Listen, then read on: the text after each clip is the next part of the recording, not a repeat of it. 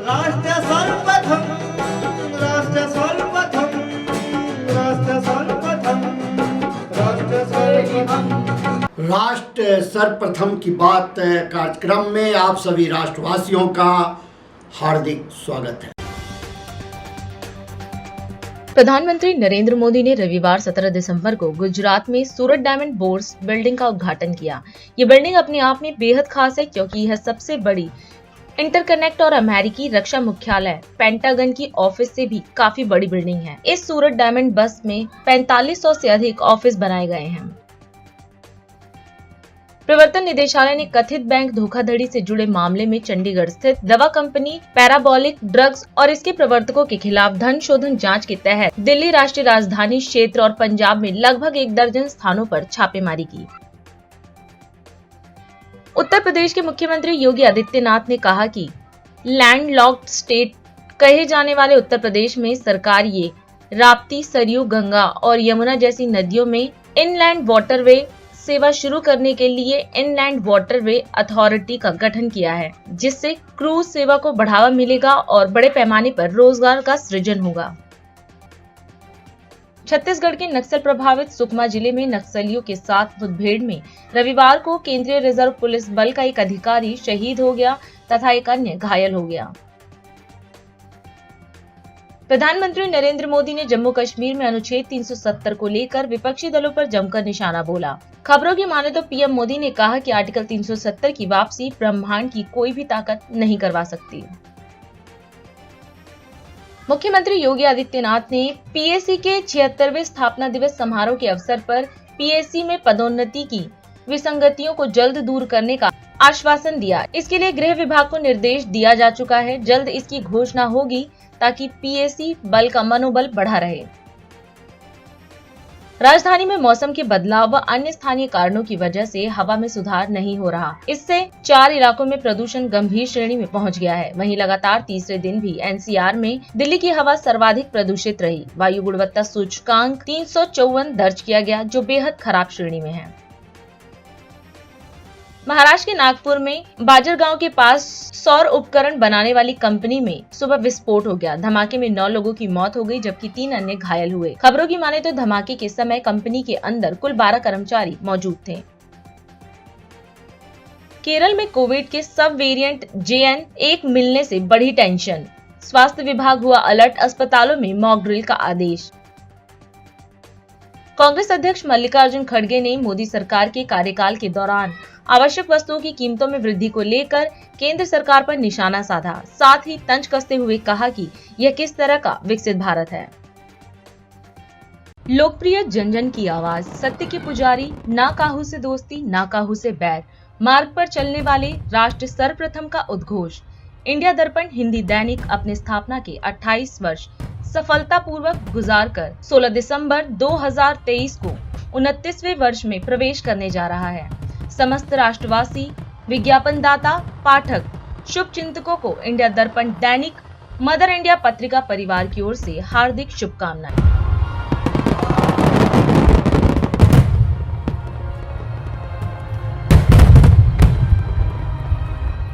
PM Modi ने आज गुजरात के सूरत हवाई अड्डे पर नए टर्मिनल भवन का उद्घाटन किया। इसके अलावा प्रधानमंत्री मोदी ने आज सूरत डायमंड बोर्स का भी उद्घाटन किया। उद्घाटन के मौके पर पीएम मोदी के साथ गुजरात के मुख्यमंत्री भूपेंद्र पटेल भी मौजूद रहे। SDB भारत का दूसरा हीरा व्यापार केंद्र है। इसमें डायमंड टेस्टिंग लैब्स, ग्रेडिंग और सर्टिफिकेशन जैसी सुविधाएं दी गई हैं। इस दौरान कार्यक्रम को संबोधित करते हुए पीएम मोदी ने कहा कि आज सूरत शहर की भव्यता में एक और डायमंड जुड़ गया है। यह डायमंड छोटा मोटा डायमंड नहीं, बल्कि ये तो दुनिया में सर्वश्रेष्ठ है। सूरत डायमंड बोर्स भारतीय डिजाइन, भारतीय डिजाइनर्स, भारतीय मटेरियल और भारतीय कॉन्सेप्ट के सामर्थ्य को दिखाता है।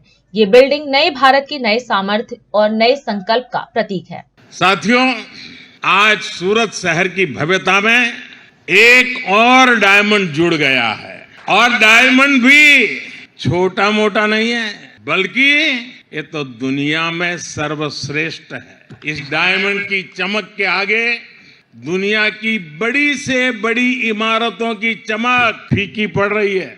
अब दुनिया में कोई भी कहेगा डायमंड बोर्स तो सूरत का नाम साथ आएगा, भारत का नाम भी आएगा।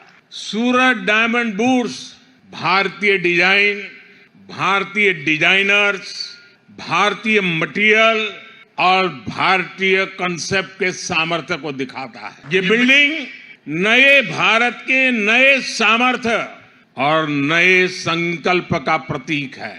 मैं सूरत डायमंड बूट्स के लिए डायमंड इंडस्ट्री को, सूरत को, गुजरात को, पूरे देश को बधाई देता हूं। साथियों, आज सूरत के लोगों को, यहाँ के व्यापारियों, कारोबारियों को 2 और उपहार मिल रहे हैं। आज ही सूरत एयरपोर्ट के नए टर्मिनल का लोकार्पण हुआ है और दूसरा बड़ा काम यह हुआ है कि अब सूरत एयरपोर्ट को इंटरनेशनल एयरपोर्ट का दर्जा मिल गया है। सूरतियों की बरसों पुरानी मांग आज पूरी हुई है और मुझे याद है जब मैं पहले आता था यहाँ तो सूरत का एयरपोर्ट कभी कभी लगता है बस स्टेशन ज्यादा अच्छा कि एयरपोर्ट अच्छा।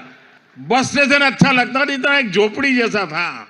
आज कहां से कहां पहुंच गए, ये सूरत का सामर्थ्य दिखाता है। सूरत से दुबई की फ्लाइट आज से शुरू हो रही है। बहुत जल्द हांगकांग के लिए भी फ्लाइट शुरू होगी। गुजरात के साथ ही और आज जब ये सूरत का एयरपोर्ट बना है तब गुजरात में अब 3 इंटरनेशनल एयरपोर्ट हो गए हैं। इससे डायमंड के अलावा यहाँ की textile industry, tourism industry, education और स्किल सहित हर सेक्टर को लाभ होगा। मैं शानदार टर्मिनल और इंटरनेशनल एयरपोर्ट के लिए सूरत वासियों को, गुजरात वासियों को बहुत बहुत बधाई देता हूं। मेरे परिवारजनों, सूरत शहर के साथ मेरा जो आत्मीय लगाव है उसको शब्दों में बयां करने की जरूरत नहीं है, आप लोग भली भांति जानते हैं। सूरत ने मुझे बहुत कुछ सिखाया है और सूरत ने सिखाया है कि जब सबका प्रयास होता है तो हम कैसे बड़ी से बड़ी चुनौतियों का सामना कर सकते हैं। सूरत की मिट्टी में ही कुछ बात है जो इसे सबसे अलग बनाती है और सूरतियों का सामर्थ्य, उसका मुकाबला मिलना मुश्किल होता है। हम सब जानते हैं कि सूरत शहर की यात्रा कितने उतार चढ़ावों से भरी रही है। अंग्रेज भी यहाँ का वैभव देखकर सबसे पहले सूरत आए थे।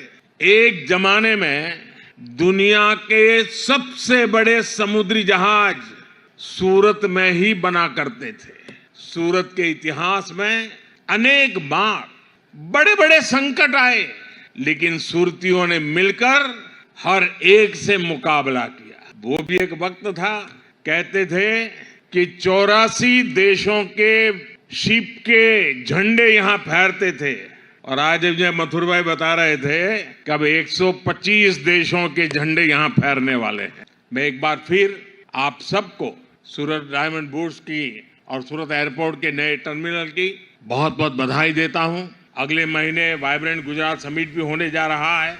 मैं इसके लिए भी गुजरात को अग्रिम शुभकामनाएं देता हूं और गुजरात का ये प्रयास देश को भी काम आ रहा है और इसलिए मैं गुजरात को विशेष रूप से बधाई देता हूं। आप सब इतनी बड़ी तादाद में विकास के उत्सव को आज मनाने के लिए इकट्ठे हुए हैं। देखिए कितना बड़ा परिवर्तन आ गया।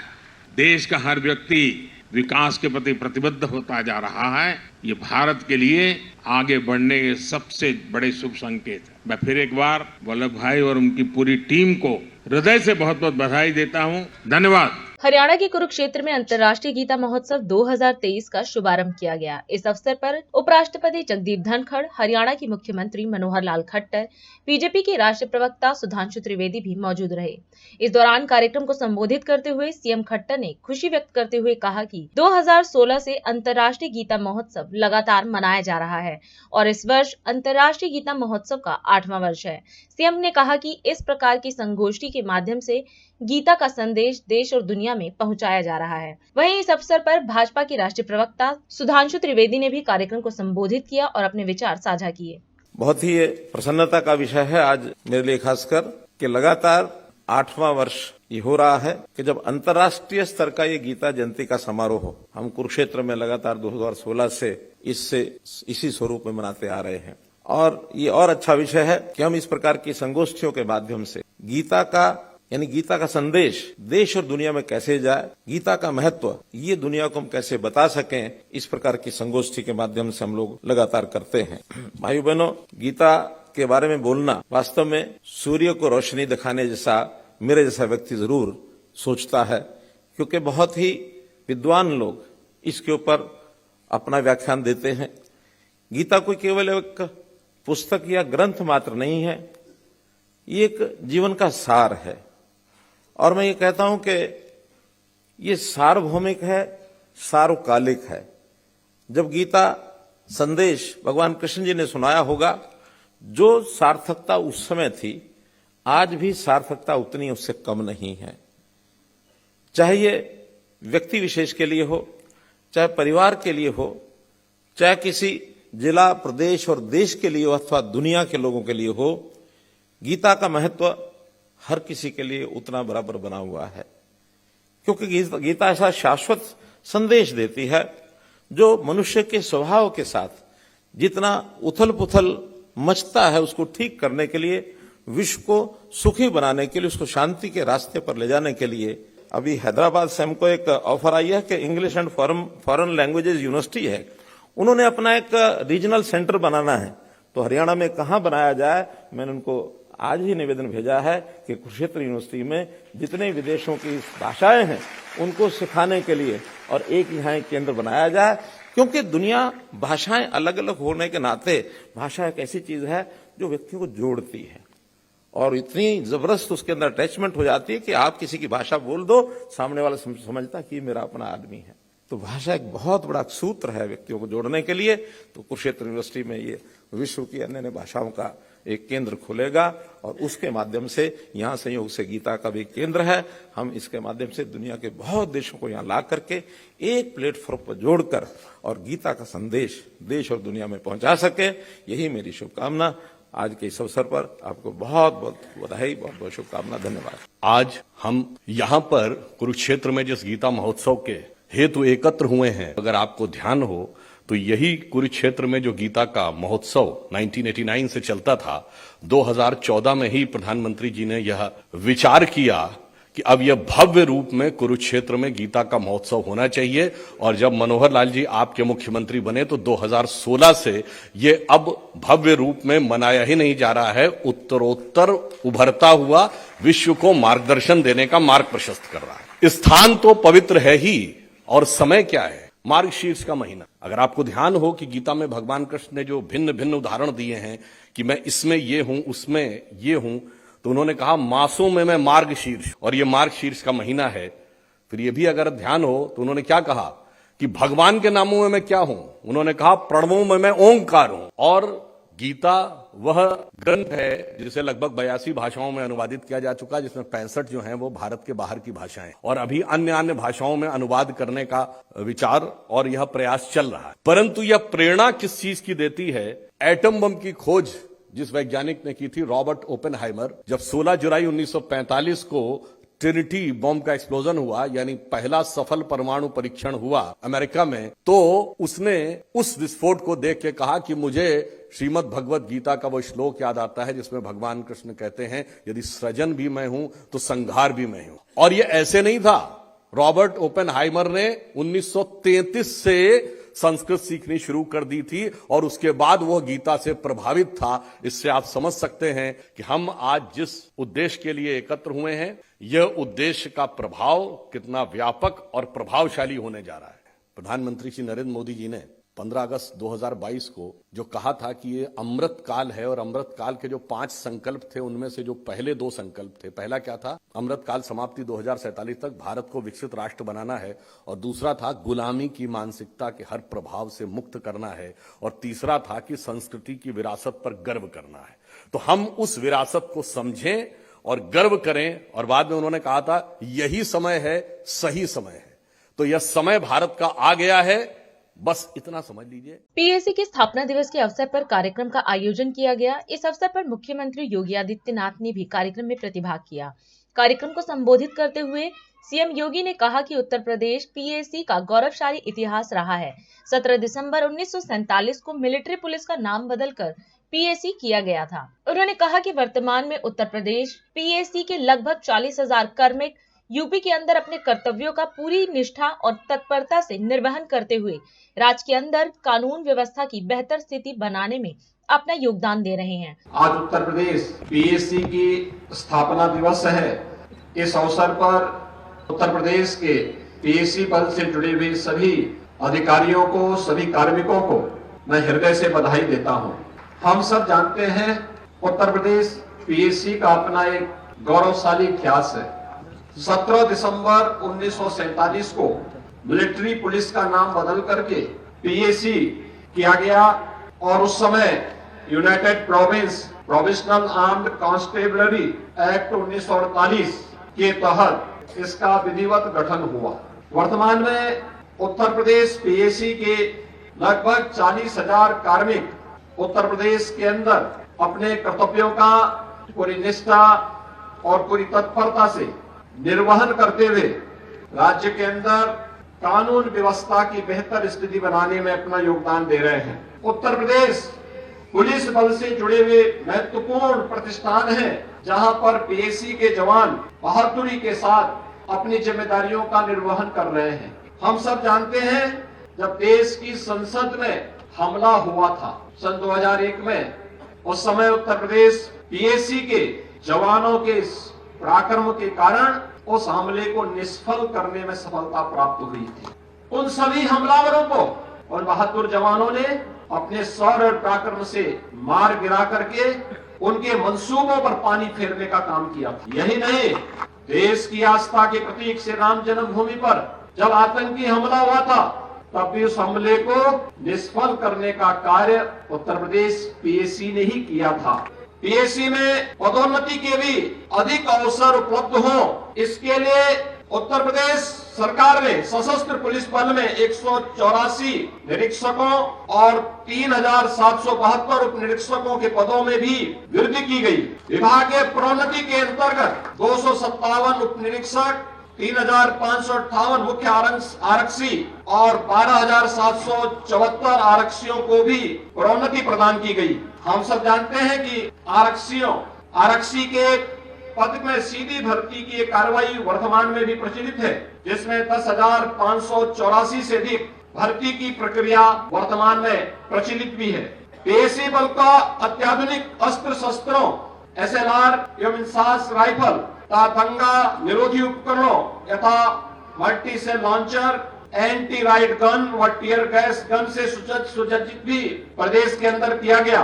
दंगा निरोधक उपकरणों और बाढ़ राहत कंपनियों के लिए भी आवश्यक उपकरण खरीदे गए। पीएसी जवानों की दैनिक उपभोग का भी उनकी गुणवत्ता युक्त सामान और वस्तुएं बाजार मूल्य से कम दाम पर उपलब्ध कराने के लिए 13 मास्टर कैंटीन और पीएसी वाहिनी यानी जनपदीय पुलिस लाइन में कुल 102 सब्सिडियरी कैंटीन भी वर्तमान में संचालित है।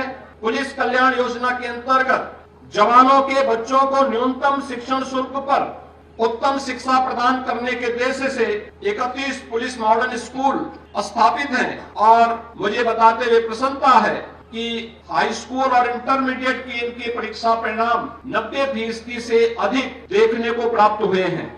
आपकी इस स्थापना दिवस के अवसर पर मैं एक बार फिर से उत्तर प्रदेश पीएसी बल के सभी अधिकारियों और सभी कार्मिकों को, उनके परिवारजनों को हृदय से बधाई देते हुए अपनी शुभकामनाएं देता हूं।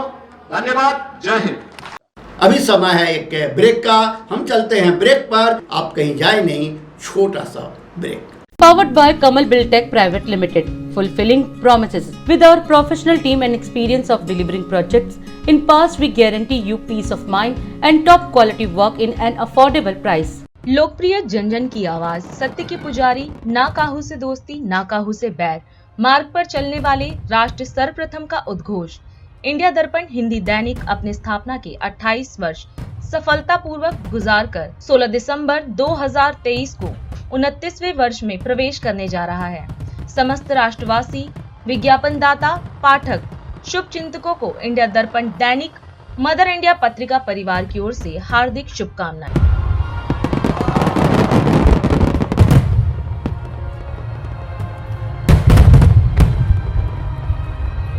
और अधिक खबरों के लिए आप हमारे YouTube चैनल दैनिक इंडिया दर्पण को अभी सब्सक्राइब करें और नोटिफिकेशन के लिए बेल आइकन को प्रेस करना ना भूलें। राष्ट्र सर्वप्रथम की बात कार्यक्रम में ब्रेक के बाद एक बार फिर आप सभी राष्ट्रवासियों का स्वागत है। दिल्ली के मुख्यमंत्री अरविंद केजरीवाल आज पंजाब के भटिंडा में विकास क्रांति रैली में शामिल हुए और रैली को संबोधित किया। इस दौरान पंजाब के मुख्यमंत्री भगवंत मान भी कार्यक्रम में मौजूद रहे। सीएम केजरीवाल ने कहा कि पंजाब शहीदों की धरती है। इसके साथ ही सीएम ने यह भी बताया कि भगवंत मान सरकार भटिंडा के लिए 1125 करोड़ रुपए का पैकेज लेकर आई है। वहीं गुरदासपुर में 1850 करोड़ और होशियारपुर में 850 करोड़ का पैकेज दे चुके हैं। सीएम केजरीवाल ने कहा कि अब पंजाब के कोने कोने में विकास होगा। दोस्तों, आज हम लोग भटिंडा के लिए भगवंत मान साहब पंजाब सरकार 1125 करोड़ रुपए का पैकेज लेके आई है। 1125 करोड़ रुपए का। मैं आपसे पूछना चाहता हूं, यहाँ पे कोने कोने से, भटिंडा के कोने कोने से लोग आए हुए हैं। 75 साल 76 साल हो गए देश की आजादी को। आज तक भारत के इतिहास में, 75 साल के पंजाब के इतिहास में किसी ने भटिंडा के लिए 1125 करोड़ रुपए का एक साथ पैकेज देने का अनाउंस करा? आज तक कभी नहीं करा। पिछले हफ्ते हम गए थे गुरदासपुर में 1850 करोड़ रुपए का पैकेज देके आए हैं। उसके पहले गए थे हम होशियारपुर में 850 करोड़ रुपए का पैकेज देके आए हैं। और आज भटिंडा के अंदर 1125 करोड़ रुपए का पैकेज। इसमें सब चीजों का विकास होगा। भटिंडा के कोने कोने में विकास होगा। 7 नए बड़े बड़े सरकारी स्कूल बनाए जाएंगे। 7। और ये छोटे मोटे स्कूल नहीं होंगे। आप देखना इन स्कूलों को। देश के जो बड़े बड़े प्राइवेट स्कूल हैं दिल्ली वाले, उनको भी पीछे छोड़ देंगे। इतने शानदार सरकारी स्कूल बनाए जाएंगे, उसमें सारी शिक्षा मुफ्त होगी आपके बच्चों की। अस्पताल बनाए जाएंगे, अस्पतालों में दवाइयां मुफ्त की जाएंगी। शानदार अस्पताल बनाए जाएंगे इस पैसे से। अभी मेरे को बताया गया 25 मोहल्ला क्लिनिक है भटिंडा में। 13 और नए मोहल्ला क्लिनिक बनाए जाएंगे आपके गली गली मोहल्ले में। उसमें दवाइयां free, test free, operation free, सारा इलाज फ्री। पूरे कोने कोने के अंदर भटिंडा में मोहल्ला क्लिनिक बनाए जाएंगे। ओल्ड मुल्तानिया ओवरब्रिज, यहाँ पे बताते हैं ट्रैफिक बहुत चलता है, ट्रैफिक की बड़ी किल्लत रहती है। वहां पे ओवरब्रिज बनाया जाएगा, सीवर का काम किया जाएगा, सड़कों का काम किया जाएगा, पानी का काम किया जाएगा, एक नया बस स्टैंड बनाया जाएगा।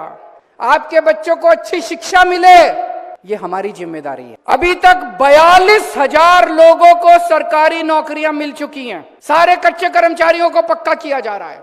दोस्तों, हमने रंगला पंजाब का सपना देखा था। आपने हम लोगों को वोट दिया था रंगला पंजाब बनाने के लिए। दिल्ली का काम देख के आप लोगों ने पंजाब के अंदर वोट दिया था। पंजाब में आपने 117 में से 92 सीट दी। मेरा दिल कहता है अगली बार 117 में से 110 से ज्यादा सीट आएंगी आम आदमी पार्टी की। पंजाब का भी एक भी काम नहीं रुकेगा, सारे काम होंगे। आपका जो सपना था रंगला पंजाब का, वो रंगला पंजाब हम सारे मिलके बनाएंगे। पंजाब के 3 करोड़ लोगों के साथ हम मिलके बनाएंगे। आज तक कभी इतिहास में ऐसा नहीं हुआ कि इतनी भारी संख्या में, ये कोई चुनावी रैली नहीं है, चुनाव के लिए नहीं बुलाया, चुनावी रैली में तो लोग आ जाते हैं। आज 1125 करोड़ रुपए का पैकेज देने के लिए, खुशी मनाने के लिए इतनी भारी संख्या में आप लोग आए हैं। इतना विश्वास किया, इतना प्यार दिया, आप सब लोगों का बहुत बहुत शुक्रिया। हम बहुत आभारी हैं आप लोगों के लिए जो आप इतना प्यार देते हैं। देहरादून में आदर अभिनंदन आभार मिशन सिलकियारा कार्यक्रम का आयोजन किया गया। इस अवसर पर मुख्यमंत्री पुष्कर सिंह धामी ने कार्यक्रम में प्रतिभाग किया। कार्यक्रम को संबोधित करते हुए सीएम धामी ने कहा कि बाबा बौकनाथ की कृपा से ही सिलकियारा टनल रेस्क्यू ऑपरेशन सफल हुआ। सीएम ने सिलकियारा टनल रेस्क्यू ऑपरेशन के दौरान वहां फंसे श्रमिकों का अभिनंदन किया। इसके साथ ही उन्होंने कहा कि पीएम मोदी के मार्गदर्शन से इस रेस्क्यू मिशन को सफल बनाया गया। बाबा बौकनाथ की कृपा से ये सिलकियारा मिशन जो हमारा सफल हुआ, मैं बाबा बौकनाथ के श्री चरणों में नमन करने के साथ ही मैं आप सबको भी, हमारे जो कर्मयोगी हैं उनको भी सबको मैं प्रणाम करता हूं। आप जैसे कर्मयोगियों के लिए किसी ने ठीक ही कहा है कि जिंदगी को वो गढ़ेंगे जो सिलाएं तोड़ते हैं, जिंदगी को वे गढ़ेंगे जो सिलाएं तोड़ते हैं, जो भगीरथ नीर की निर्भय सिराएं मोड़ते हैं। यह बात हमारे सभी जो कर्मठ और लगनशील श्रमिक भाइयों ने उत्तरकाशी जो सिलकेरा टनल अभियान था, उस अभियान में उन्होंने 100% सत्य साबित की है। आज हम सब लोग इस मौके पर जो एक ऐतिहासिक कार्य वहाँ पर संपन्न हुआ, उनको याद करने के लिए यहाँ पर एकत्र हुए हैं।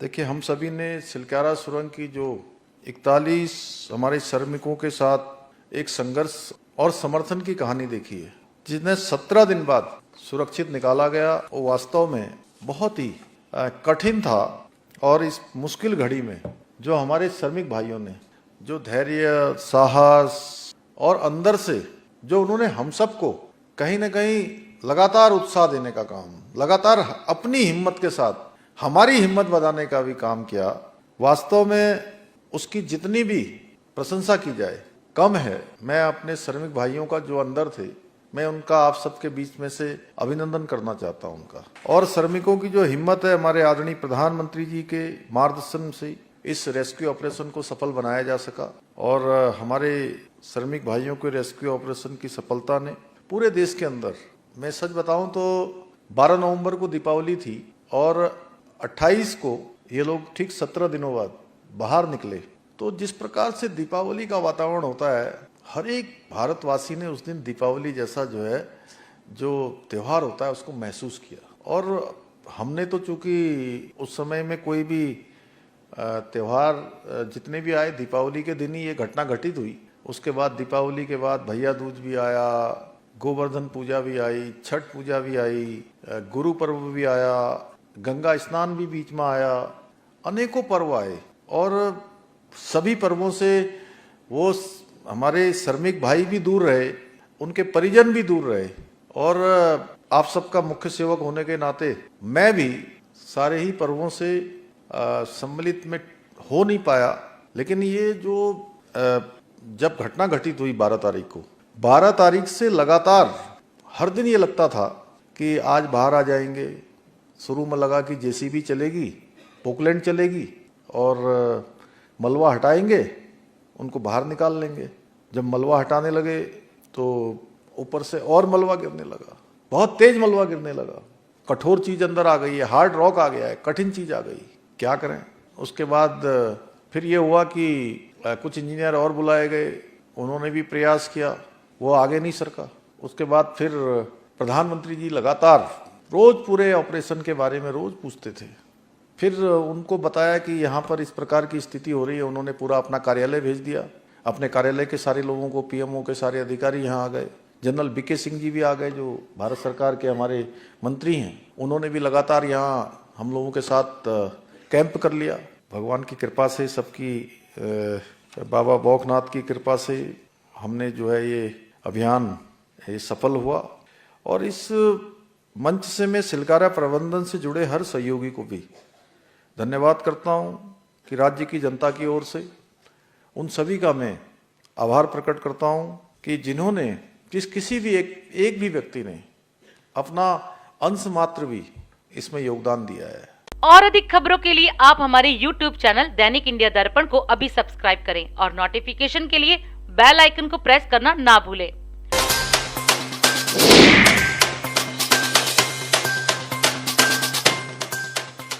लोकप्रिय जन जन की आवाज, सत्य के पुजारी, ना काहू से दोस्ती ना काहू से बैर, मार्ग पर चलने वाले, राष्ट्र सर्वप्रथम का उद्घोष।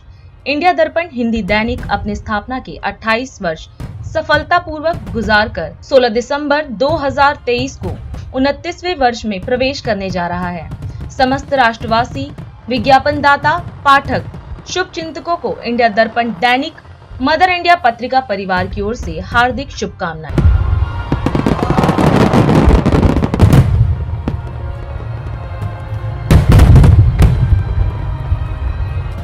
आज हम इस कार्यक्रम में आपसे विदा लेते हैं। आप अन्य खबरों के लिए बने रहे।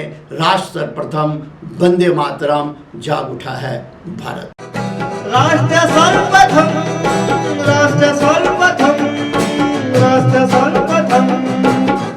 स्वर्ग हम